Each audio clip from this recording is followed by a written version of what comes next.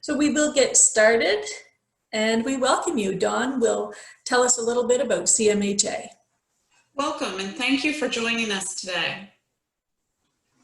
Canadian Mental Health Association was founded in 1918 and is a nationwide charity that helps maintain and improve the mental health of all Canadians. As a province-wide leader and champion for mental health, Canadian Mental Health Association helps people access the community resources they need to build resilience and support recovery from mental illness. Within New Brunswick, we have 18 locations provincially. We have offices in the Fredericton, Moncton, and St. John area. We also have the Community Education Coordinator program that Lisa spoke about that serves the rural communities of New Brunswick. We also have a certified provincial peer support program that seeks to train individuals with lived experience in mental illness. The program itself is to instill hope and inspire others going through similar circumstances that recovery is possible. We also host an employment program, Working Stronger Together, in the Charlotte County area. The program provides employment and educational services needed to job-ready individuals living with diversified disabilities. The program provides access to workplace accommodations, assistive technology, and wage subsidies. It also provides step-by-step support for those moving into post-secondary education, and also assistance with resumes, cover letters, interview techniques, as well as working with employers and providing on-the-job supports. In total, last year, Canadian Mental Health Association served more than 75,000 New Brunswickers. So what is self-esteem? Self-esteem is the value that we place on ourselves. It's how we feel about ourselves, how we look at ourselves. Are we capable, lovable, and unique? Dawn's my slide changer. Oh, sorry. So good or positive self-esteem is so that we can feel considered as a person of value, that we recognize that we have worth and we are of value. It's a feeling of self-respect. We care about ourselves enough to say no when we need to say no and say yes when we need to say yes, or express our feelings. Welcoming people who are healthy and encouraging and supportive in our lives, positive, that kind of stuff. Having confidence in ourselves, believing in ourselves. And I love this one. It's how good we feel about ourselves regardless of and in spite of what people may think about us, right? So you're always going to have someone that may not agree with you or may not like this or may not like that. But that doesn't mean we're bad people or a failure totally, right? We're going to have those folks. So it's recognizing the good things, the good qualities, and even the weak qualities or the poor qualities in ourselves, and still thinking, hey, I'm a pretty good individual, pretty great. So this chart gives us a little indication of the comparison between good and low self-esteem. You see on the good side, we have confidence, direction, you're capable, you know what you can do, and you'll move forward in that. Self-respect, as I mentioned before, consider yourself having a yard. You yourself is a yard, we'll say, and what you allow in your yard and what you say no to, right? It's self-respect. It's like, no, I don't agree with what you're saying. I don't want you to speak to me that way. Or expressing your feelings, saying it's something, yes, that's something I do enjoy and would love to do, right? That you're comfortable and confident in expressing your good or bad feelings. Interact well with others. Set and achieve realistic goals. Realistically, I know I'm probably not going to run a marathon. So it's an area that, sure, I'd like to work on. No, really, I wouldn't. I'll exercise, yes, but I'm not running a marathon. So it's like, I want to be realistic. I don't want to set these huge goals that I know I'll never attain, but think that I should. So it's being realistic with my goals. Help others achieve their goals. What are their goals? Maybe I have a friend who wants to run a marathon and I'm like, good for you, go, you can do this, I'm proud of you. So I can be positive about that rather than the opposite would be, why would you ever want to do that? Running a marathon, you could end up with a heart attack. Why would you do that, right? I wouldn't want to be negative and discouraging to someone. I want to encourage people. Expressing our feelings I had shared about, and not tearing someone else down in order to build ourselves up. So you could be encouraging for that person who is athletic and wants to run a marathon and that kind of thing. You don't have to be negative about them so that you can feel better about yourself. And the low self-esteem. So if we don't feel good about ourselves, we do feel withdrawn, lonely, and anxious. Oh, they probably wouldn't want me around, so I won't bother calling or going. And don't value their own talents, right? We all have certain gifts and talents. So what are your talents? Recognize those, express those, share those with the world, kind of thing. We all have different unique talents, so don't be afraid to do that. But if we are someone with low self-esteem, we don't put value on that. We don't recognize those talents. Feels that others don't value them, right? Same idea as the friendship or the relationships. Well, I won't bother because they wouldn't care, that wouldn't matter to them, I don't matter to them. So they allow negative people into their lives that don't value them because they don't value themselves. So it's important that we work to value ourselves. Easily influenced by others. Well, my opinion doesn't matter, so we'll just do what you want to do, right? Recognizing that we have worth and our opinion does matter. Difficulty expressing feelings. If you don't feel good about yourself, if you don't have confidence and self-respect, then it's really hard to express what you're thinking.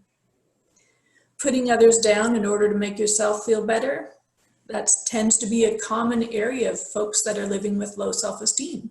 They work at tearing others down a bit in order to make themselves feel better. They find the negative rather than the positive. Lack of self-respect. So it's letting those things into your life that are unhealthy, not good for you, be it friendships, be it things, whatever that might be. And avoiding situations which cause anxiety. Someone who is struggling with self-esteem, they are not going to step out there to embrace the world kind of thing because it's too scary, it's too anxious. So they tend to, again, that withdrawn or lonely. So those are the things to look at for self-esteem and to be aware of. And Dawn will show us how our self-esteem can possibly come. What causes it? Yes, so there are several aspects that cause low self-esteem. Everything from difficult childhood experiences. So these negative experiences during childhood, such as bullying or difficulty at school or family relationships, can be particularly damaging to an individual's self-esteem. Difficult life events, difficult experiences as an adult, such as a loss of a relationship, a long-term illness, perhaps a death of someone close to you, or being unemployed, can lower your self-esteem, particularly if these difficult life events happen over a period of a short time. Personality or temperament. Elements of your personality, such as having a tendency towards negative thinking or finding it hard to relate to other people, could contribute to poor self-image. Feeling different, feeling like the odd one out, or under peer pressure to conform to those social norms that you don't agree with, can affect the way you see yourself. Relationships with other people. Other people may feed into your low self-esteem, being negative about you or making you feel like you have little worth. You may feel like you don't live up to other people's expectations. Stress or excessive pressures, whether it be at work or at home. If you're under a lot of stress and finding it hard to cope, this can lead to feelings of low self-worth. Negative thinking patterns. You may learn or develop thinking patterns that reinforce low self-esteem, such as constantly comparing yourself to others or developing standards that are really so high that you're unable to achieve these. Discrimination or stigma. If you're discriminated against for whatever reason, this can affect the way you see yourself. Social isolation and loneliness. So if you have limited social contacts, or if you have difficulty in maintaining relationships, this can lead to poor self-image and loneliness. Trauma. Physical, sexual, psychological abuse, or bullying can lead to feelings of guilt and low self-worth. And mental health problems. Low self-esteem is not associated or recognized as a mental health issue. But yes, feelings of low self-esteem can affect overall mental health, can affect a person's vulnerability perhaps to anxiety and/or depression. Low self-esteem can make it hard to try new things, hobbies, tasks, such as starting a new hobby or completing a job application. This can stop you from living your life fully and lead to frustration and/or depression over a period of time.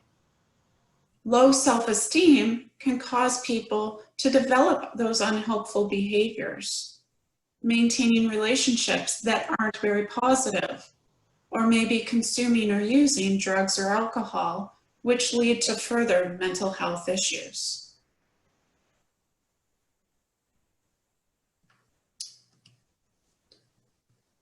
Effective stress management is associated with many health benefits. It can lower your blood pressure, your cholesterol levels, or your sugar levels. Don't worry though, a positive attitude and a way of thinking can be learned.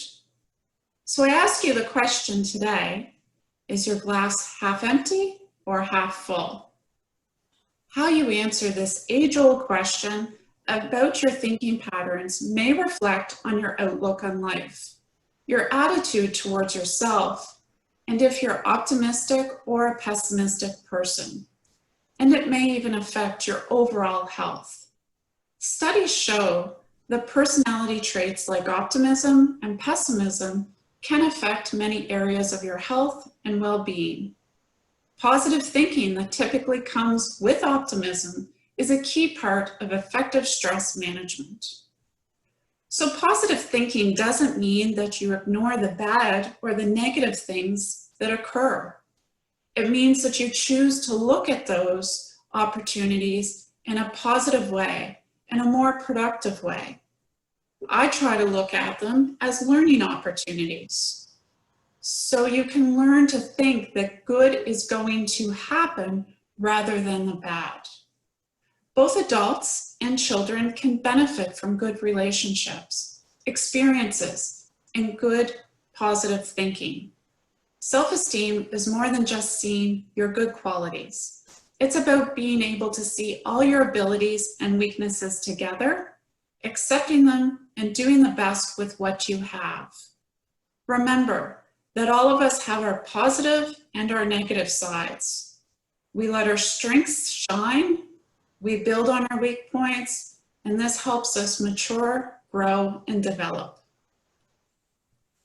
So where does our positive thinking come from?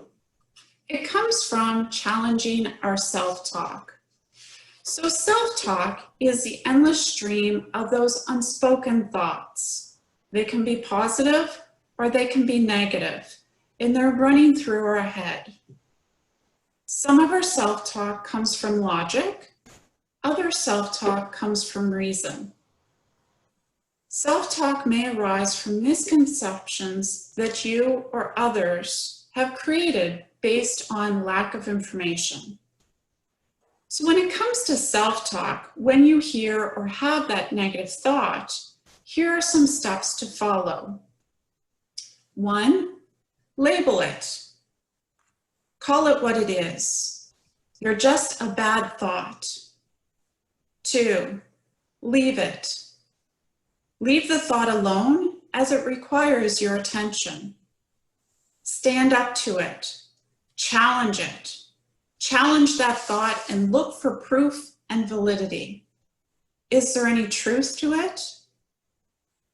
Number 4, give yourself a break. Think about someone who really cares about you and what would they say to you during this time? And 5, look at it differently. What would you just say to someone that you care for? And after all, ask yourself if any of this will matter in 6 weeks or 6 months.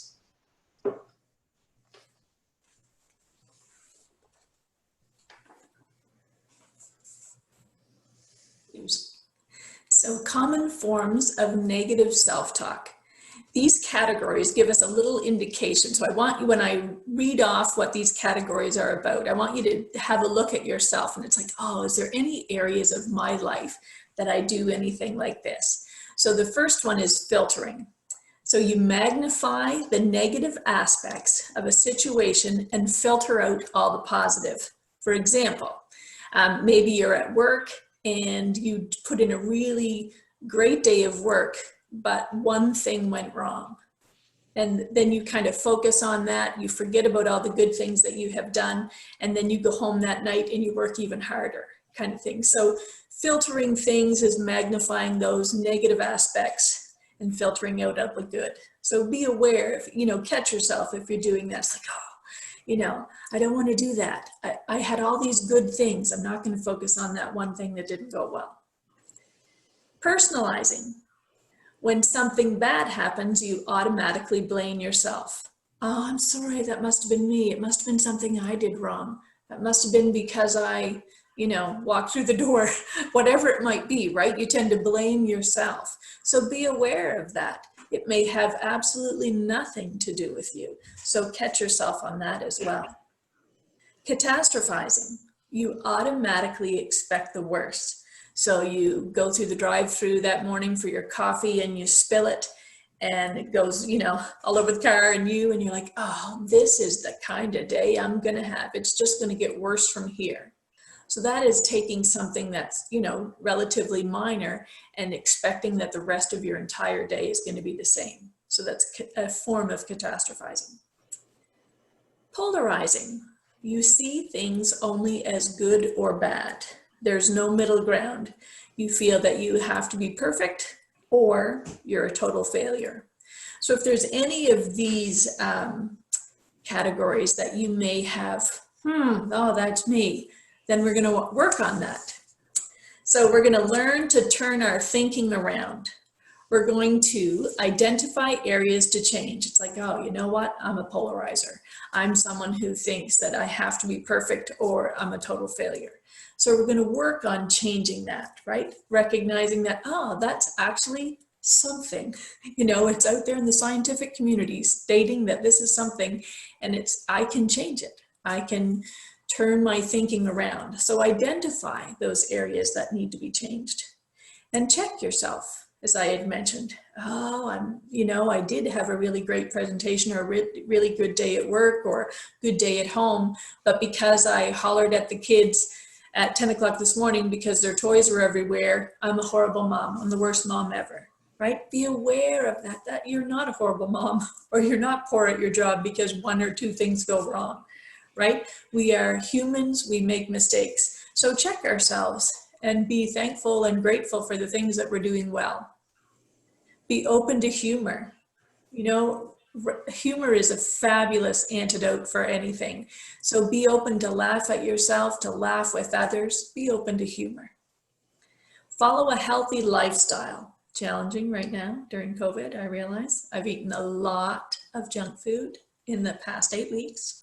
But I also know that when I exercise, when I get a good night's sleep, and when I make those healthy food choices, even if I'm eating a little bit of junk, if I make more healthy choices than the negative ones, I feel so much better. It makes a difference. I hate to admit that because I want to eat junk all the time, but I feel so much better. And I also want to lay on the couch and not exercise, but I definitely feel so much better. Surround yourself with positive people. Those people that are eating healthy, those people that are off the couch, those people that are, focusing on themselves and being healthy individuals that are encouraging to you, right? Surround yourself with positive people. Practice positive self-talk. Do you get out of bed in the morning and it's like, oh, my land, I look horrible in this, or my hair, or, oh, I need to lose weight, right? What is your self-talk saying? Don't say anything to yourself that you wouldn't say to someone else, as Dawn had mentioned earlier. Let's change our self-talk. We're great people. Yeah, my hair's all right, or need to lose a couple pounds, but I'm a good individual. Whatever those things might be. Or maybe it's nothing to do with your appearance and totally about your work ethic or your parenting or whatever it might be, right? Find those positive things. Be positive about yourself. Don't tear yourself down. So things we can do to build our self-esteem, let's find things we enjoy. Kids know how to have fun. They can, find a box and have a great time for hours with a cardboard box. We can find things we enjoy. If it's work, great. If it's a hobby, great. If it's hanging out with friends, great. Find things you enjoy. I realize that hanging out with friends right now is challenging. So what are ways you can be creative to connect with others? With Zoom, for example, this type of platform, or Face Chat, or those kinds of things. At the beginning of this COVID, we played Trivia Pursuit with people in Halifax. It was on Facebook. So, there's lots of things you can do to connect with others. Just do something you enjoy. And again, those hobbies are great too. The hobby is something that when you complete this, I think Dawn is a big puzzle maker. And she sends these pictures of beautiful puzzles. I'm sure there's a great sense of accomplishment when she's completed that task. So hobbies make us feel good about ourselves. So go ahead and try some hobbies and build those positive relationships. Have a look around. Who are you hanging out with? Who are you spending time with? And look for those positive people. There was a musician I heard, couldn't tell you who the musician was, and he said he modeled himself on another great musician until he found his own groove, his own style. So I think, we could do that with positive relationships. If I'm not someone who is positive, then I'm going to try to model myself around people or after people who are. And then eventually I'll find my own groove in that. Learn how to be assertive. Say what you want. Say what you need. Don't be shy. Look after your physical health. I think I've talked enough about that. It's so important. And I don't like to exercise, but when I do, I'm like, oh, this is good. I am so glad I did this. But I whine and complain beforehand, I'll tell you that. Set yourself a challenge and be aware again to set yourself an appropriate challenge. What's a challenge you can be successful at? Like, I know I can drink more water this week, or I know I can exercise 3 times this week, or I know I can work on my time management at work. I'm going to do little things. So set yourself a challenge and identify and challenge negative beliefs. Henry Ford said, the motor company Ford, Henry Ford said, if you think you can or you think you can't, you are right. So challenge those negative beliefs and be really aware. Ask other people, well, what do you think about me in this area? Or what do you think I'm capable of? Get other people who are positive, encouraging, and challenge those negative beliefs that you have about yourself. As Dawn talked about all those areas where our self-esteem can be affected, we get beliefs from our backgrounds about ourselves too. So it's really important for us to have a look at those beliefs and be like, wait a minute, that is not true about me, and challenge those negative beliefs. Work, we all need work. So whether it's volunteer work or work that you're getting paid for, we require routine. Just as a child requires routine and boundaries and things like that, we do too.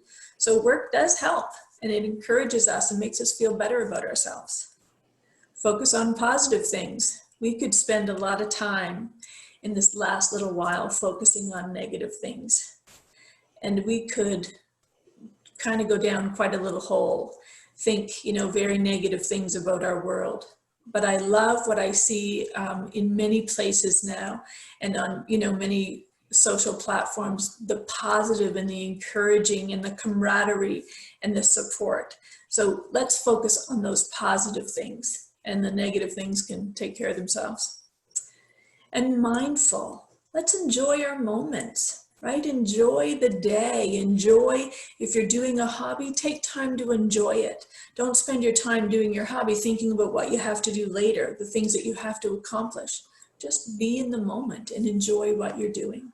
So that's a part of practicing mindfulness. So there's lots of little things we can do to help our self-esteem. So hopefully you found some of those and are able to try some new things. Great tips, Lisa. So there's a variety of things that family and friends can do to help your self-esteem. As a family member or a friend, show that you care. Reassure them that you do value and care about them. You can show them how you feel by being affectionate, listening sympathetically, or simply by spending time with them. Remind them of the positive things that they do. While you can't change someone else's negative image of themselves, you can help challenge them by reminding them about all their good points, such as qualities they have or the positive things that they've done. So let's celebrate the gifts, strengths, and talents of our loved ones. Avoid blame. People with low self-esteem often blame themselves for negative experiences, including mental health problems. Reassure them that this isn't their fault and avoid telling them to pull it together. Try to be patient. Low self-esteem often builds up over many years. Changing someone's opinion of themselves can take a long time and may need repeated reassurance. Let them know that it is reasonable to feel bad from time to time. Nobody feels happy and confident all the time. It's important that individuals do not feel like they're under pressure to live up to those unrealistic expectations. Be encouraging. If your friend or family member is working in a self-help group or program or seeing a therapist, be encouraging and positive. Ask them about their experience. Offer them practical support, such as offering childcare or maybe a drive, transportation to their program. It is also important to help you to seek the important treatment, an appropriate treatment. If you're concerned that your low self-esteem is causing a mental health problem, it's important to access those services and to highlight what those services are. You can access mental health services via your local mental health professionals, peer support consultants, the Mobile Mental Health Crisis Unit, local mental health and addiction centers, which are located throughout our province. There is also the provincial CMHA line. Help phone, CMHA is 1-800-667-5005, and Kids Help Phone being 1-800-668-6868. Obviously, family and friends are vital supports, and as restrictions around COVID-19 are loosened, currently we are able to have one bubble. Looking forward to the days that we can celebrate and maybe have two bubbles or multiple bubbles. Obviously, 911 in an emergency, and people can access mental health services through their local hospitals as well.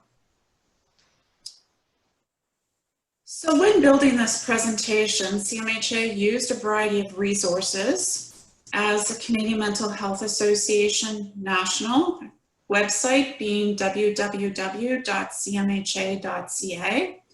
Also Mind, the National Association of Mental Health out of the UK, www.mind.org.uk, a great resource with lots of information on mental health and mental illness. And we encourage you to check out those resources. So at this time, I am going to remind to you that in the chat, both is our website, Facebook, and our YouTube channel. And at this time, we do want to open it up to the audience for questions.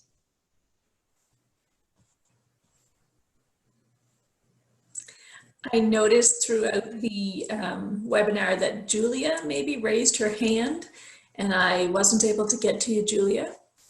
So if you still have a question or something you want to share, we welcome that.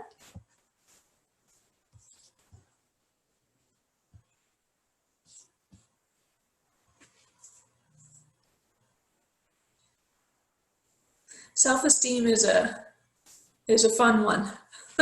You know, we're constantly, I think every human is probably always working on their self-esteem. You know, yes. Sometimes we do better than others, some days better than others. And, you know, as I read those categories of polarizing, catastrophizing, those kinds of things, I recognize that, yeah, I still have areas I need to work on. So how do we raise it?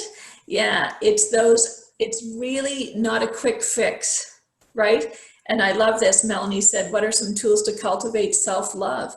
It is really surrounding yourself with those positive people, doing the best you can to find those. And if you don't have any close by kind of thing, then it's looking to people in the, in the media who are positive, encouraging people. Ellen, for example, Ellen's very positive and encouraging, right? So let's model ourselves after someone like her.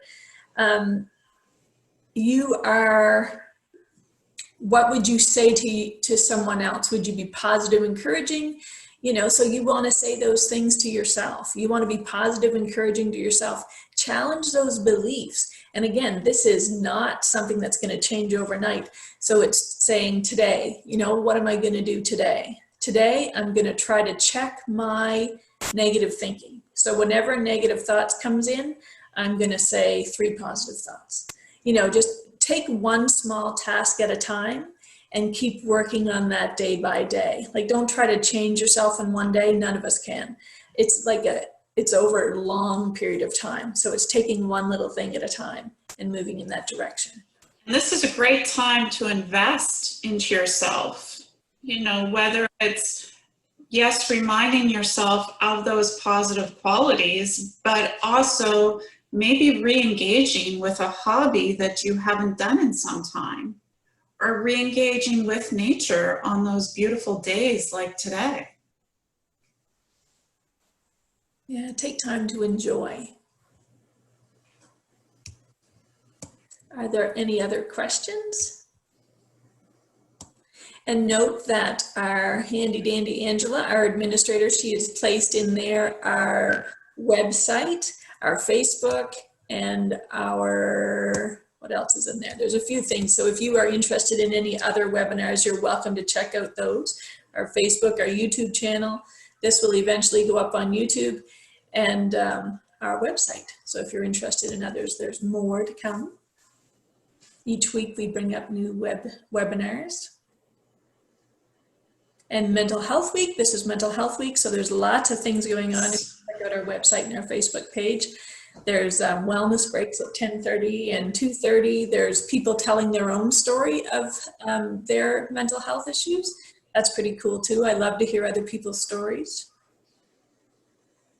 I can be positive and still not see self-value. Yeah, I think it's now looking at the beliefs then.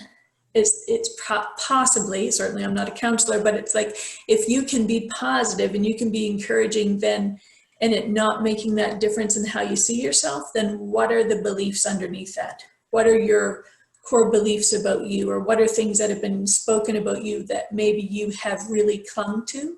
So you might have to go a little deeper and challenge those beliefs as well.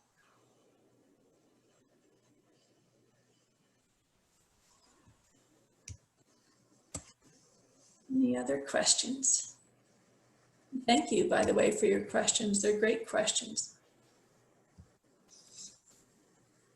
Thank you, Shelley.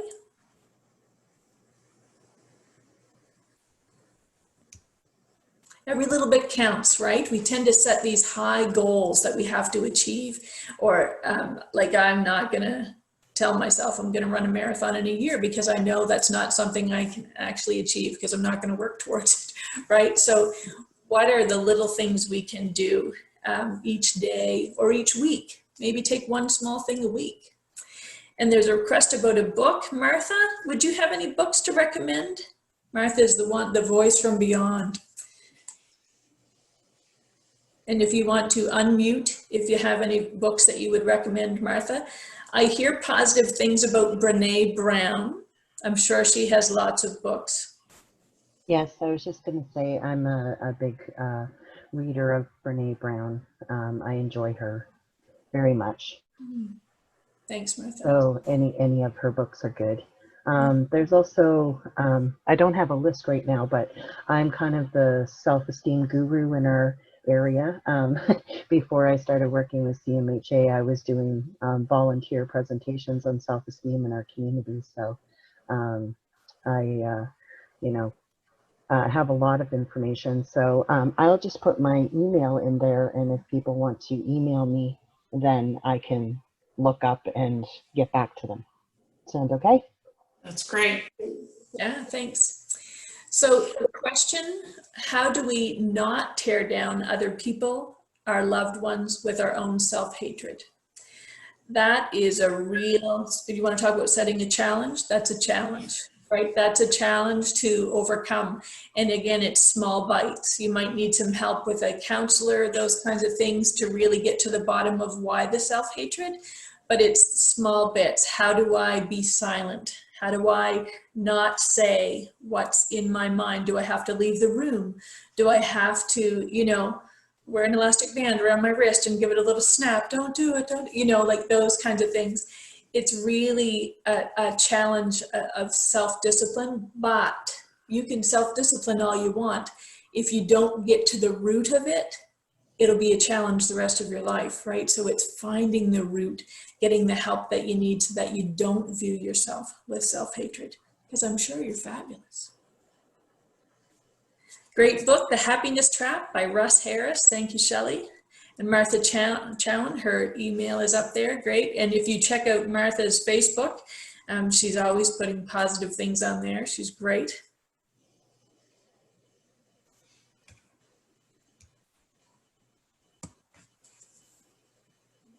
Okay. If there's no more questions, we'll end our webinar. Thank you all very much for joining. We certainly appreciate it, and we hope for improved self-esteem for all of us. Again, there is a survey at the end, so if you'd be so kind as to fill that out to give us more information about how we can do things, that would be very helpful. So we hope you have a fabulous afternoon. Thank you. Thank you. Plenty of work ahead of me. Thanks, Connie. We all do in some areas. Thanks now.